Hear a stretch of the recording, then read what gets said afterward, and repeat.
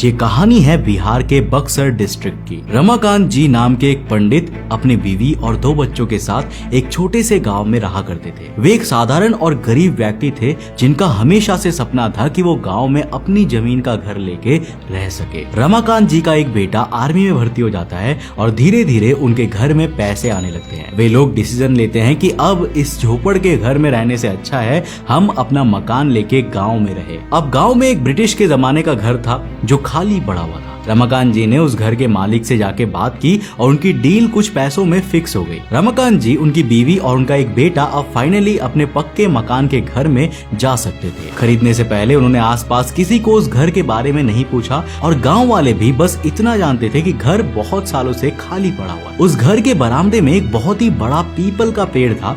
घर की खिड़की खोलते ही वो पेड़ सामने दिख जाया करता था। अब हिंदू धर्म में तो पीपल का पेड़ बहुत ही मायने रखता है और उसे पूजा भी की जाती है, तो रमाकांत जी ने उसके बारे में इतना ज्यादा नहीं सोचा। अब घर में प्रवेश करने से पहले रमाकांत जी ने सत्यनारायण की पूजा रखवाई और गांव में जितने भी ब्राह्मण मौजूद है ना, उन सबको उस पूजा में बुलवाया। घर के बीचों बीच एक हवन करवाया गया और सभी ब्राह्मण पंडित उसके चारों ओर बैठ गए। जो मुख्य पंडित थे उन्होंने अपने श्लोक और दूसरे मंत्र पढ़ने शुरू किए। वहाँ बैठे सभी लोग अपने मंत्रों में ऐसे मुग्ध हो गए जैसे आप अपना फेवरेट गाना सुनते वक्त होते हैं। फिर तभी अचानक उस मुख्य पंडित को किसी की आवाज आने लगी जो बेहद ही सुरीली और स्पष्ट आवाज में मंत्रों का उच्चारण कर रहा था। पंडित जी बेहद ही शॉक्ड हो गए और अपनी आंखें खोल के देखने लगे कि आखिर कौन उनसे भी अच्छे तरीके से मंत्रों को पढ़ रहा है। लेकिन उन्होंने चारों ओर बस दूसरे पंडित को देखा जो खुद आंख बंद करके मंत्र पढ़ने में लगे हुए थे। उन्होंने फिर आंख बंद की और फिर मंत्र पढ़ने लगे और एक बार फिर उन्हें वही आवाज क्लियरली मंत्र पढ़ते हुए सुनाई दी। उन्होंने इस बात पर ज्यादा ध्यान नहीं दिया और अपनी पूजा खत्म करवा के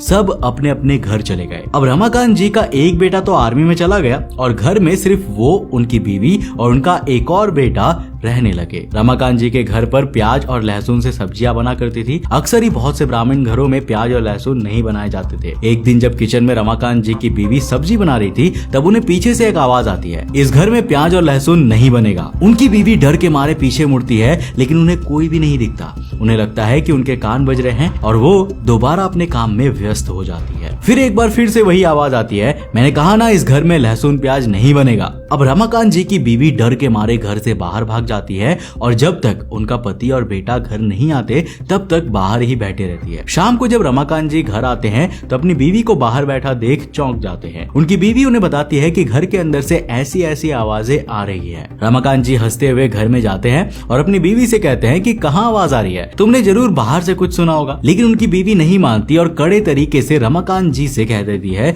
कि अब वो घर में लहसुन प्याज नहीं बनाएगी। रमाकांत जी मान जाते हैं और फिर उनके घर कभी भी लहसुन प्याज नहीं बनता। अब एक दिन की बात है जब रमाकांत जी गांव में घूम रहे थे तब कुछ लोग आते हैं, आके उनसे कहने लगते हैं कि आपका बेटा नशे में नदी के पास पड़ा हुआ है। रमाकांत जी भागे भागे वहां पर पहुंचे और देखा कि उनका बेटा नशे में धुत जमीन पर बेहोश पड़ा था। रमाकांत जी ये देखकर बेहद ही गुस्सा हो गए थे। किसी भी पक्के ब्राह्मण के लिए दारू पीना अपनी जिंदगी का सबसे बड़ा पाप करना था। वो अपने बेटे को गांव वालों के सामने पीटते पीटते घर लेकर आए। उनका बेटा अब भी बेहोशी की हालत में था, इसलिए घर जाते ही वो सो गया। रमाकांत जी अब भी गुस्सा थे लेकिन उन्होंने सोचा कि वे इसे सुबह निपटेंगे। रात को 3 बजे करीब उनकी बीवी पानी पीने के लिए उठी और जैसे ही उन्होंने खिड़की के बाहर देखा तो उन्हें अपना बेटा पीपल के पेड़ पर लटका हुआ दिखाई दिया। पेड़ का एक तना उसके गले में बंधा हुआ था। ये देख वो जोर से चीखने चिल्लाने लगी और गांव में ढिंढोरा पीटा गया कि रमाकांत जी के बेटे की ऐसे मौत हुई है। अब इन सबसे पहले एक और चीज हुई थी।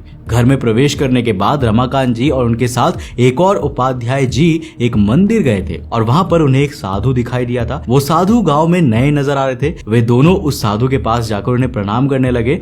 तब उस साधु ने रमाकांत जी से कहा कि कोई भी बड़ा काम करने से पहले हमेशा अपने बड़ों की परमिशंस लेनी चाहिए। खास करके अगर तुम नया घर ले रहे हो तो अपने बड़ों का आशीर्वाद लेना ही चाहिए। रमाकांत जी कंफ्यूज हो गए क्योंकि उनके माता पिता तो थे नहीं, तो वो साधु किससे परमिशन लेने की बात कर रहा था। रमाकांत जी ने जब ये बात पूछी तो साधु ने जवाब दिया कि ब्रह्म राक्षस की आत्मा 24 साल से मुक्ति मांग रही है, अब तो तुम्हारा भला हनुमान जी ही कर सकते हैं। ये कहकर वो चुप हो गए। रमाकांत जी को अब भी कुछ अच्छे से समझ में नहीं आया था। उन्हें लगा कि इससे पहले साधु महाराज और गुस्सा हो जाए हम यहाँ से चले जाते हैं। अब उनके बेटे की मौत के बाद उन्हें वो बात याद आने लगी और गांव में भी ये खबर फैल गई कि रमाकांत जी के यहाँ ब्रह्म राक्षस रहता है। अब कहानी को आगे बढ़ाने से पहले आपको एक बार ब्रह्म राक्षस के बारे में बता देता हूँ। ब्रह्म राक्षस एक बहुत ही पावरफुल एंटिटी होती है। दूसरे सुपर नेचुरल बीइंग्स की तरह ब्रह्म राक्षस भी पहले एक नॉर्मल इंसान हुआ करते हैं, लेकिन ये कोई ऐसे वैसे लोग नहीं थे। केवल स्कॉलर या उच्च स्तर के ब्राह्मण ही मरने के बाद ब्रह्म राक्षस में बदल सकते हैं। जो ब्राह्मण अपने जीवन काल में गलत काम, ठगी या अपनी नॉलेज का गलत इस्तेमाल करते हैं,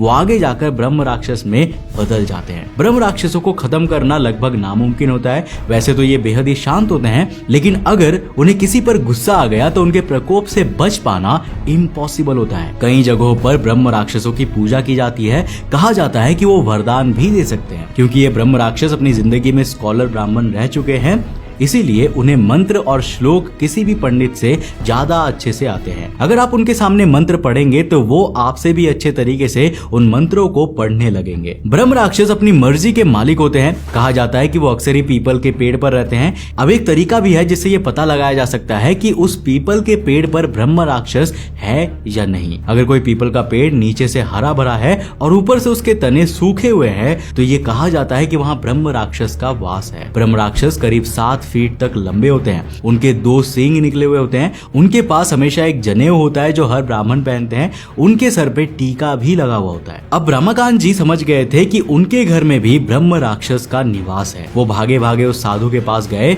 और उनके पैरों में गिरकर रोने लगे। वो जोर जोर से चिल्ला रहे थे कि उनका बेटा चला गया और क्यों उन्होंने पहले नहीं बताया कि उनके घर में ब्रह्म राक्षस है। साधु बाबा ने कहा कि वो ब्रह्म राक्षस है, उसकी जैसी इच्छा होती है वो वैसा ही करता है। वो बहुत शक्तिशाली है और कोई भी उसका कुछ नहीं कर सकता। अब जिसके ऊपर भी उसे गुस्सा आ जाता है वो उसे अपने हिसाब से मृत्यु दे देता है। तुमने घर में लहसुन प्याज खाए, घर में दारू पिया, इन सभी चीजों से वो जग गए हैं। अब तुम चाहे ये घर छोड़ भी क्यों ना दो, ब्रह्म राक्षस तुम्हारा पीछा नहीं छोड़ेगा। केवल एक ही रास्ता है जिससे ब्रह्म राक्षस तुम्हारा पीछा छोड़ेगा, जाके बजरंगबली का ध्यान करो और उसे मुक्ति दिलवाओ। साधु बाबा ने यह भी कहा कि तुम्हें अपने ऊपर विश्वास रखना होगा और सच्चे मन से हनुमान जी का अनुष्ठान करना होगा, तभी जाके कुछ हो सकता है। अब रमाकांत जी और उनके पड़ोसी उपाध्याय जी दोनों घर पे आए और अच्छे से नहा के एक पूजा का सेटअप बना लिया। रमाकांत जी ने फैसला कर लिया कि वो इस मुश्किल से निकल कर रहेंगे। अब हनुमान जी के बहुत से मंत्र होते हैं, जैसे कि हनुमान चालीसा, अंजनी स्तोत्रम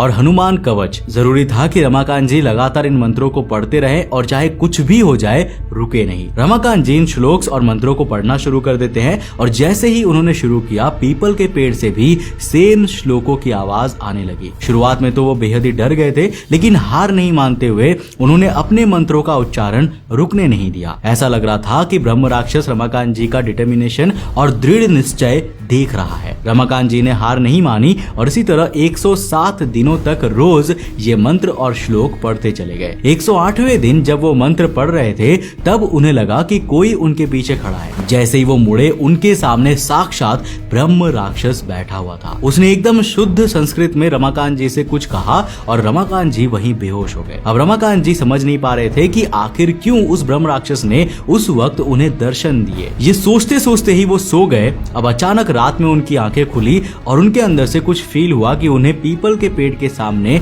जाकर अपना अनुष्ठान करना चाहिए। वो तुरंत उठे और पेड़ के सामने पूजा का माहौल बनाकर वहां पर मंत्र पढ़ने लगे। रमाकांत जी के घर वाले और दूसरे गांव वाले भी अब उन्हें देख रहे थे। मंत्र पढ़ते पढ़ते उन्होंने जैसे ही पेड़ के ऊपर देखा तो उन्हें वो ब्रह्म राक्षस दिखाई दिया जो पेड़ की डाल पर बैठा उनके साथ मंत्र पढ़ रहा था। और इस बार उन मंत्रों की आवाज पूरे गांव में सबको सुनाई दे रही थी। रमाकांत जी डर के मारे कांपने लगे, लेकिन उन्होंने मंत्र पढ़ना बंद नहीं किया। आखिरकार पीपल के पेड़ से उनकी आंखों में एक तेज रोशनी आई और रमाकांत जी बेहोश हो गए। जब उनकी आंखें खुली तो उनके घर में पूरी तरह से शांति हो गई थी और माहौल बेहद ही शांतिपूर्ण हो गया था। फिर वो दोबारा से उसी साधु के पास गए और उन्हें हर वो चीज बताई जो उन्होंने महसूस की थी। साधु ने कहा कि ब्रह्म राक्षस को मुक्ति मिल गई है और वो तुम्हें कभी भी परेशान नहीं करेगा। तुम शांति से उस घर में अब रह सकते हो। अब देखिए दोस्तों, मैंने ये कहानी ब्रह्म राक्षसों पर रिसर्च करते वक्त खोजी थी और कहीं ना कहीं मुझे इस पर थोड़ी सच्चाई भी नजर आई थी। जिस तरह से इंटरनेट पर ब्रह्म राक्षसों के बारे में लिखा गया है, ये एंटिटी इस कहानी में भी इतनी ही पावरफुल दिखाई दे रही थी। शायद इसीलिए अक्सर ये हमें कहा जाता है कि रात को पीपल के पेड़ के पास नहीं जाना चाहिए। लेकिन ये तो बात हुई सिर्फ ब्रह्म राक्षस की। एक और बहुत ही अद्भुत और खतरनाक स्पिरिट है कर्ण पिशाचनी, जो कि कोई नॉर्मल भूत नहीं है जो राह चलते लोगों को डराए। कर्ण पिशाचनी से मिलने और उसे अपना बनाने का सपना कई बड़े बड़े संत देखते हैं। कहा जाता है कि जिसके पास भी कर्ण पिशाचनी आ जाए उसके लिए दुनिया में कुछ भी पाना मुमकिन हो जाता है। अगली वीडियो में मैं आपको कर्ण पिशाचनी एग्जैक्टली क्या होती है, कैसे उसे लोग पाने की कोशिश करते हैं और क्या होता है जब लोग फाइनली उसे पा लेते हैं, ये सब कुछ बताऊंगा। तो मुझे नीचे कमेंट करके जरूर बताना कि आपको इस टॉपिक पर वीडियो चाहिए या नहीं। अगर कमेंट्स ज्यादा हुए तो डेफिनेटली मैं वीडियो लेकर आऊंगा। अगर वीडियो पसंद आया, कुछ इंटरेस्टिंग लगा तो इस वीडियो को लाइक कर देना, अपने दोस्तों के साथ जरूर शेयर करना।